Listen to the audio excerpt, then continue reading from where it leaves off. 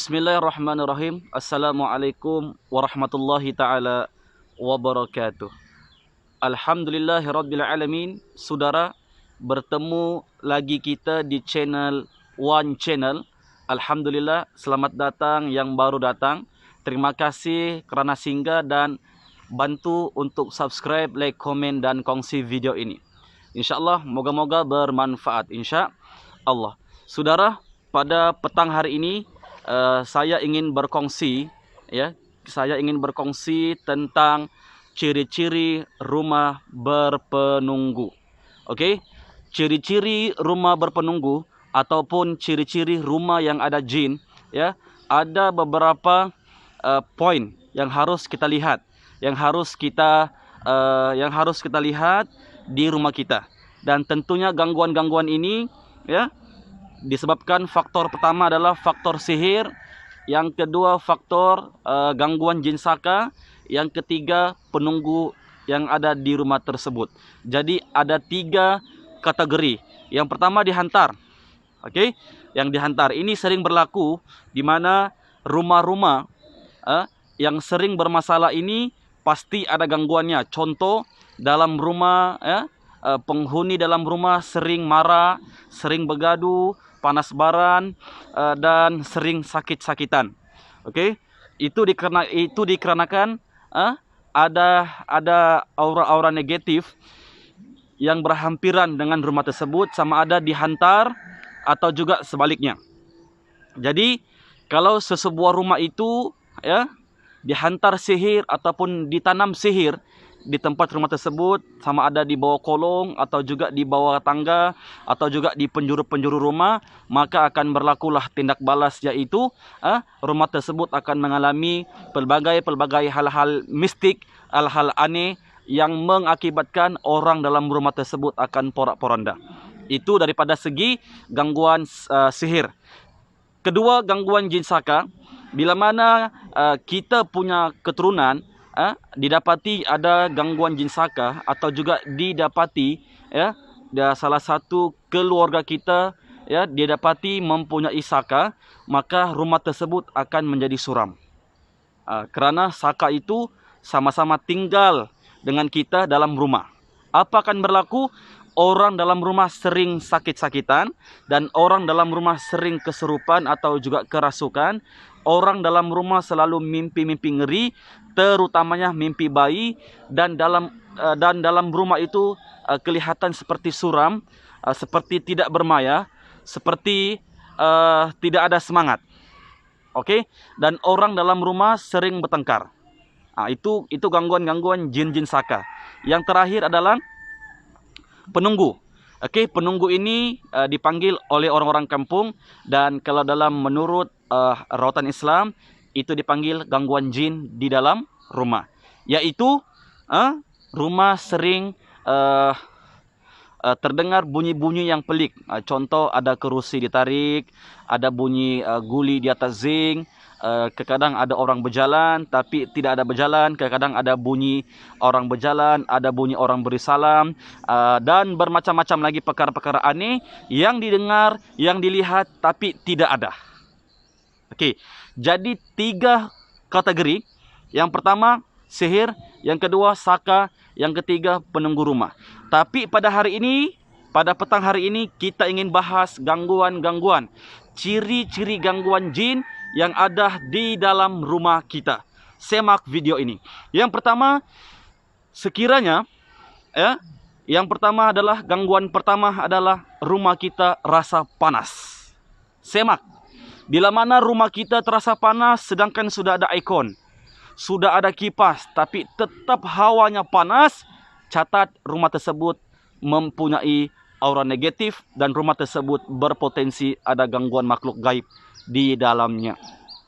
Yang kedua, bila mana malam, bila mana subuh, sering kedengaran bunyi-bunyi yang pelik, bunyi-bunyi yang aneh. Terdengar bunyi-bunyi tangisan, terdengar bunyi-bunyi ketawa, terdengar ada suara orang-orang berjalan, terdengar ada orang memberi salam. Catat, itu gangguan yang kedua. Bermaksud di rumah tersebut mempunyai makhluk-makhluk yang gaib yang tidak bisa, yang tidak boleh dilihat oleh mata yang kasat. Okey, bermaksud ada penghuni-penghuni gaib yang ada di rumah itu yang tinggal bersama-sama kita. Itu yang kedua. Yang ketiga, orang dalam rumah sering melihat kalibat-kalibat, lintasan-lintasan. Seperti lembaga hitam, seperti lembaga putih, nampak kain putih, nampak pocong, nampak pontianak, terhidu bau buruk, terhidu bau harum-haruman. Catat, itu juga hadirnya makhluk gaib di tempat kita.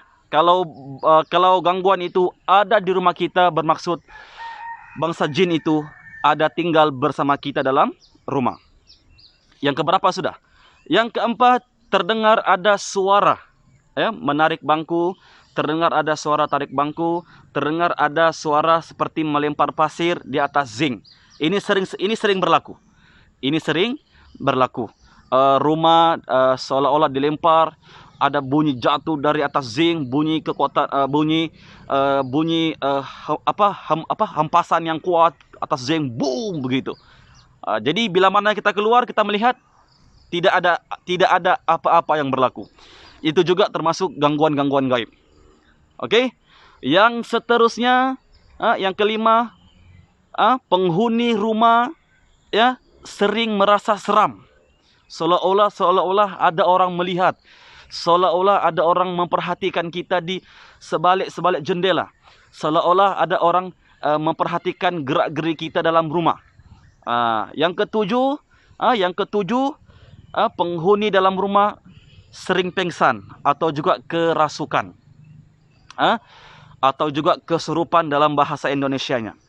Okey, sering pengsan, sering sakit-sakitan dan sebagainya.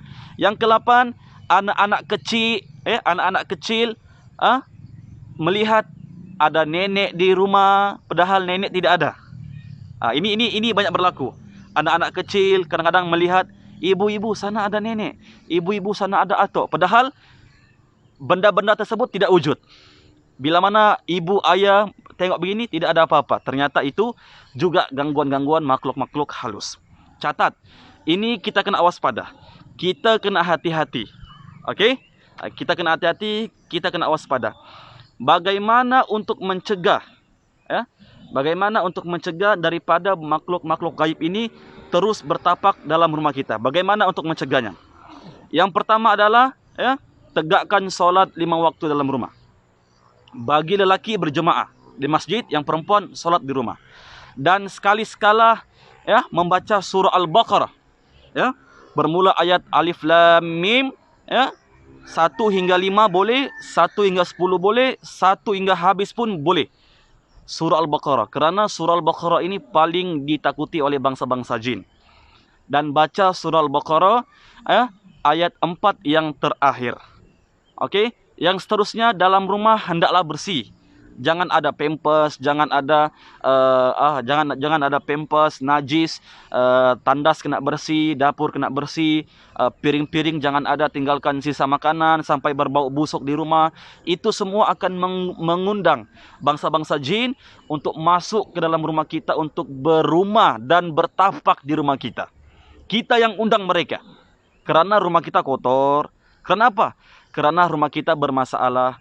Kenapa? Kerana rumah kita tidak harmoni. Sebab kenapa? Orang dalam rumah tidak solat.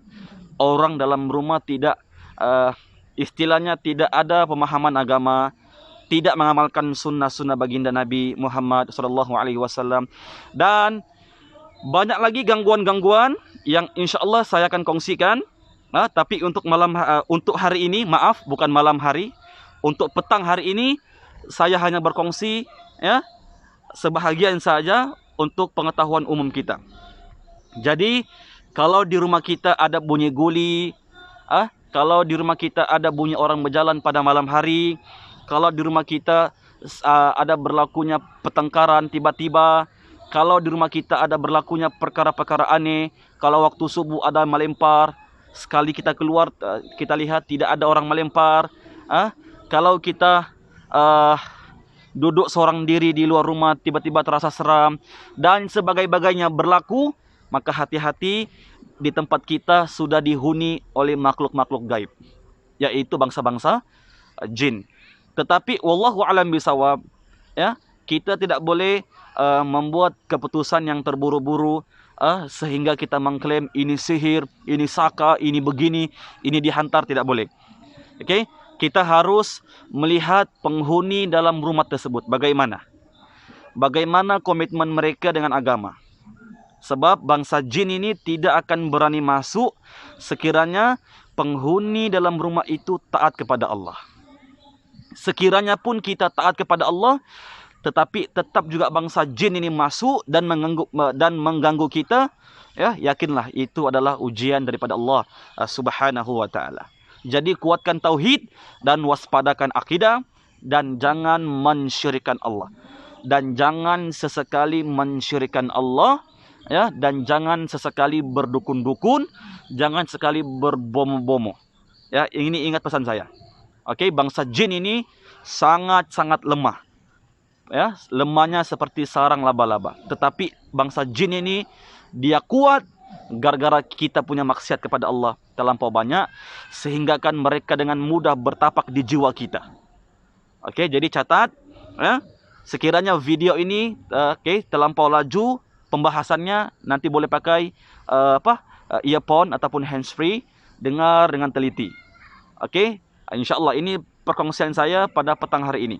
Jadi caranya ketika pada waktu maghrib, ya, panggillah anak-anak kita untuk masuk ke dalam rumah, jangan biarkan mereka berkeliaran. Karena pada waktu maghrib, waktu itulah bangsa jin berkeliaran. Panggil anak-anak, oke? Dan kemudian rumah tutup tabir dengan mengucapkan Bismillahirrahmanirrahim. Hadis Nabi, ya, wallahu alam, kalau saya tidak silap, hadis Nabi, sabda Nabi Muhammad SAW, sesiapa yang menutupi rumah dengan Bismillah, maka syaitan jin tidak akan boleh membukanya. Oke? Dan begitu juga dengan kita punya bencana-bencana, istilahnya kita punya periuk, kita punya basecamp, kita punya tingkap, kita punya pintu. Bila mana semua ditutup dengan Bismillah, insyaAllah bangsa jin tidak akan masuk dan mereka tidak boleh tembus. Oke?